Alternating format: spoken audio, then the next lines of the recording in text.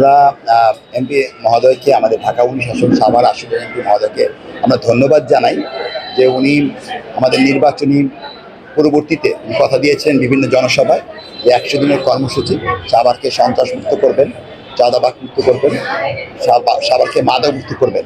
সেই লক্ষ্যে উনি ইতিমধ্যে যথেষ্ট কাজ করেছেন। ইতিমধ্যে সাভার পৌরসভায় আমাদের বাজার রোডের ঝকার মুক্ত হয়েছে, ময়লা আবর্জনা যেটা হচ্ছে সেখানে ক্লিন করা হয়েছে।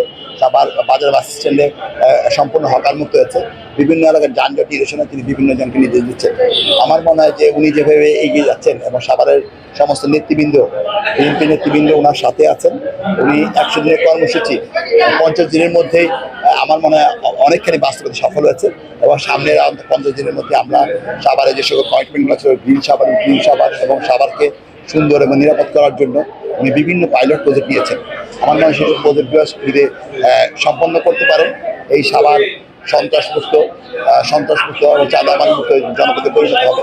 তো আমরা বিশ্বাস করি এই সাভার জনগণের যে প্রত্যাশা নিয়ে আমাকে ভোট দিয়েছেন, ধানের শীষে ভোট দিয়েছেন এবং আমাদের দলের চেয়ারপারসন, আমাদের প্রধানমন্ত্রী তারেক রহমান যে আশ্বাস দিয়েছেন বাংলাদেশে সন্ত্রাস নিরাপদ বাংলাদেশ তৈরি করার জন্য, এবং সেই উপলক্ষে আমাদের মাননীয় এমপি মহোদয় ডক্টর সালাউদ্দিন বাবা এগিয়ে গেলেন।